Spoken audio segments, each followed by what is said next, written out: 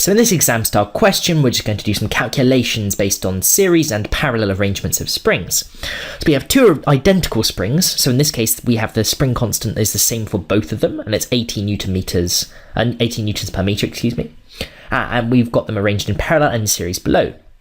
A load of 16 newtons is attached to each arrangement. So we're just going to quickly draw on some stuff here just so we know what we're dealing with.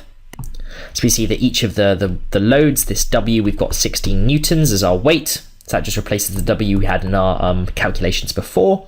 And we know that they've both got the same spring constant. In this case, they've got the same extension, delta L.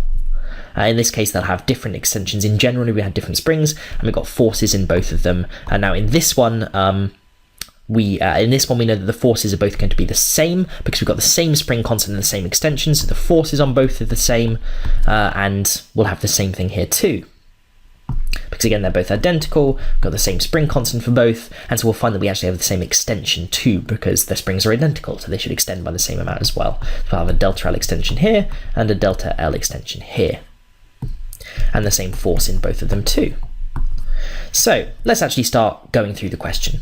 So given that the load is at the midpoint of the parallel arrangement above, calculate the extension of the springs in the parallel arrangement. So we just got to work out what that delta L is. So first off, before we do anything, we should write down Hooke's law, which is that F is K delta L. Now I know from force balance that we need our weight here to be equal to these two F's. So in this case, 16 is F plus F, which is just 2F, because remember this is supported. They're just saying midpoint, so we know that we've got the same force going through both. That's kind of the key thing they're getting at there. So we have that this 16 newtons must just be equal to this force plus this force, but they're the same, so it's just 2F. So we can divide by 2 to get that 8, or F is just equal to 8. So 8 newtons, that's the force in each spring.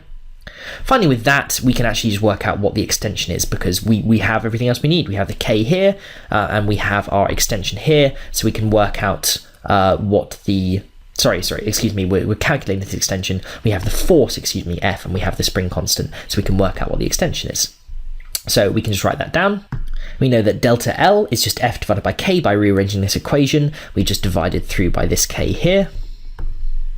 So we divide through by that K, and then that's going to give us our extension is just F divided by K, and we have those numbers. We have 8 newtons divided by 80 newtons per meter.